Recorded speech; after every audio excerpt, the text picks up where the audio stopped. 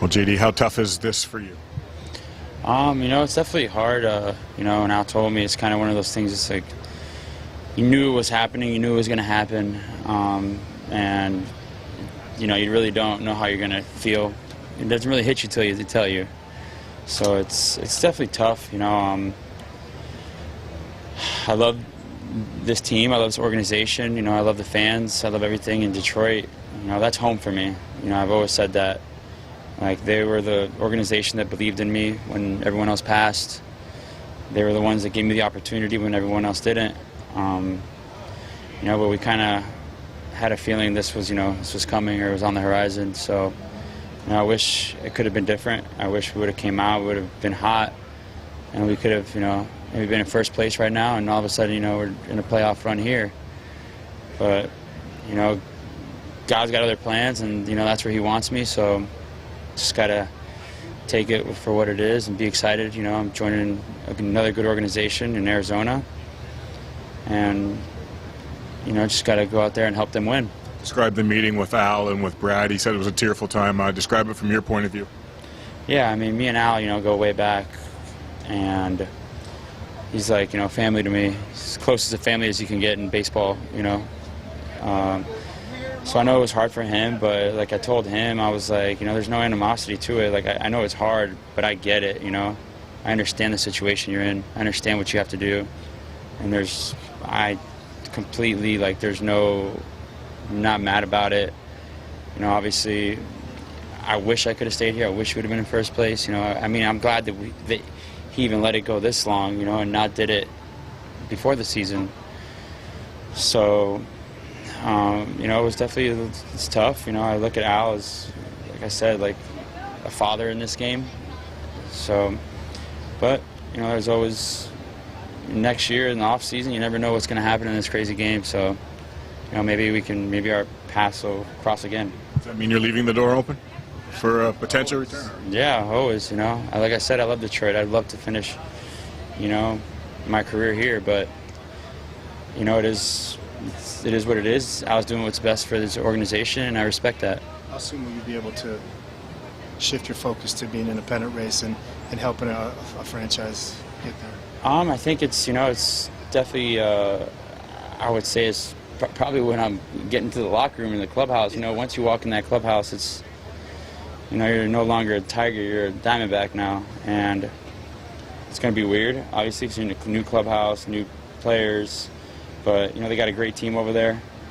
They've been good for a reason, and I'm just hoping to go over there and just hop on their train and just do what I can to help them keep doing what they've been doing. You got any friends over there? Do you know anybody, a coachman or anybody that you have a relationship with? No, not really. Just the guys I played against there. Really, just that's about it. Just from playing against them, but I don't really know them on a friendship level type deal. You mentioned seeing this coming. At what point did you think that this was going to be inevitable based on the team's performance as of late? Oh, man, I say when we were in San Diego, that road trip, that was a big road trip for us.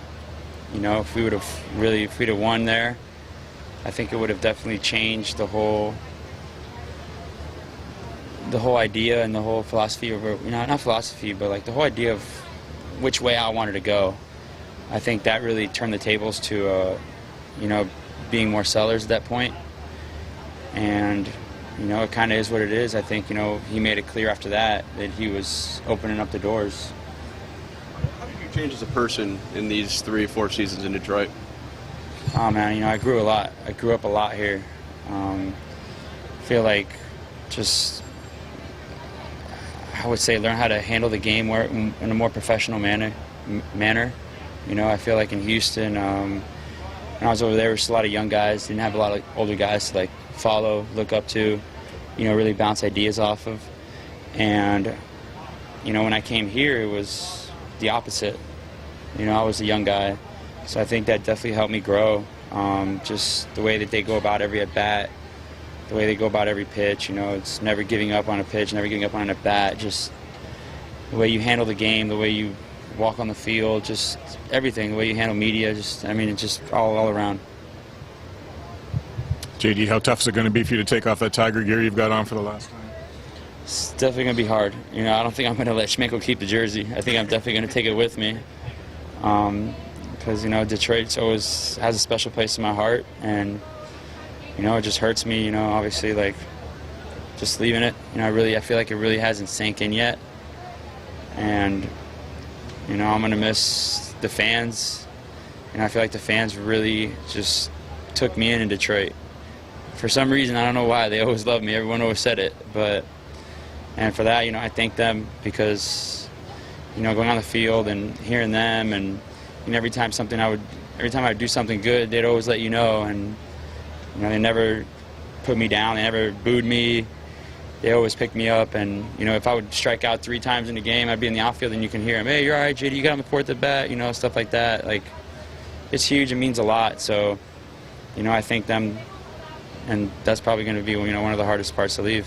JD, where were you when they called you into Brad's office and let you know you were getting traded? Where was I? I was in the training room with a bag of bananas handing them out to everybody because of the heat. JD, it happens often, you know, trades before games, but for it to happen to you, kind of just, you were in the tunnel hugging guys, just your emotions. I mean, it's tough. Like, I don't know how to say it. You know, these are kind of like, you know, the brothers I grew up with. You know, I grew up with, you know, these guys, and I'm still friends with them. You know, will be friends with them. So it's different. You know, this is where I feel like this is where I made my name. It's in Detroit. You know, so this here is just like my, you know, the family that was there with me that helped me grow, and I thank them and give them a lot of, you know, how could I put it, you know, respect. You know, just for being with me and pushing me and, you know, always picking me up. Like, I give them a lot of praise and thanks. You know, a lot of guys in these teams. Did you know when they called you into the office, or? I got scared once Brad went like this. I was like, I don't like that. I don't know if he was just saying like, "Hey, how are you feeling? You know, how's your, you know, back or whatever?" And I was like, "I'm fine." But then he kind of knew that, and then I was like, I know what's going on. And then I walk in, and Al and everybody in the room, I said, damn. You know? Thank you, JD. Thank you, guys.